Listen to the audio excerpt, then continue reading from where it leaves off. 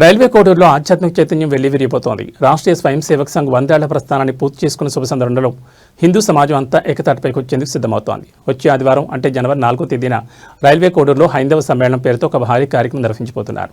స్థానిక ఆర్యవైశ్య నూతన భవనంలో ఉదయం 10 గంటలకు ప్రారంభమయ్యే కార్యక్రమాన్ని హిందూ సమ్మేళన సమితి ఆధ్వర్యంలో అత్యంత ప్రతిష్టాత్మకంగా చేపట్టారు. ఈ సందర్భంగా సమరసత సేవా ఫౌండేషన్ ప్రతినిధి కుంభకోణం సాయి ఆచారి మాట్లాడుతూ హిందూ ధర్మ రక్షణ మరియు సామాజిక సమరసతను చాటి చెప్పడమే ఈ సమ్మేళనం ముఖ్య ఉద్దేశమని పేర్కొన్నారు. శతాబ్ది ఉత్సవాల వేళ జరుగుతున్న ఈ వేడుకలకు కోడూరు పరిసర ప్రాంతాల నుంచి వేలాది మంది హిందూ బంధువులు తరలి రావాలని ఆకాంక్షించారు.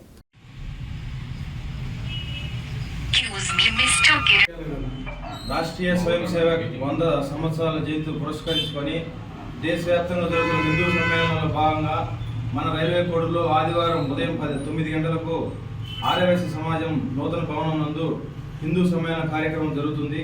కాబట్టి ప్రతి ఒక్క హిందూ సోదరుడు ఎన్ని పనులున్నా మానుకొని ఆ రోజు ఖచ్చితంగా హిందూ సమ్మేళనానికి హాజరయ్యి మన దేశ సంస్కృతి సంప్రదాయం గురించి తెలియని వాళ్ళు తెలుసుకొని కార్యక్రమాన్ని విజయవంతం చేయాల్సిందిగా కోరుతున్నాను. జై శ్రీరామ్. ఏదైతే 140 కోట్ల భారతీయులకు అతి పెద్ద ఉత్సవం అయినటువంటి హిందూ సమ్మేళనం రాబోయే ఆదివారం రోజు అంటే 4వ తేదీ మనకు రైల్వే కోడూరు పట్టణంలోని ఆర్యవైశ్య సమాజం నూతన భవనంలో నిర్వహించుకోవడం జరుగుతుంది.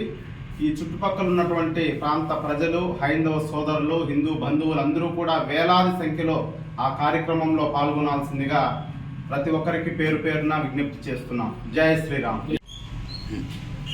జై శ్రీరామ్. రేపు ఆదివారం 4వ తేదీ ఆర్యవైశ్య ఉత్సవ మండపంలో హిందూ సమ్మేళనం ఆర్ఎస్ఎస్ స్థాపించి 100 సంవత్సరాలైన సందర్భంగా దేశం మొత్తం మీద జరుగుతున్న సందర్భంగా 4వ తేదీ ఆర్యవైశ్య సమాజం రైల్వే కోడూరు నందు విశ్వ హిందూ సమ్మేళనం జరుగుతూ ఉంది. కాబట్టి చుట్టుపక్కల ఉన్నటువంటి గ్రామాల నుంచి ప్రజలు వేల సంఖ్యలో వచ్చి ఈ కార్యక్రమాన్ని జయప్రదం చేయవలసిందిగా కోరుతున్నాము.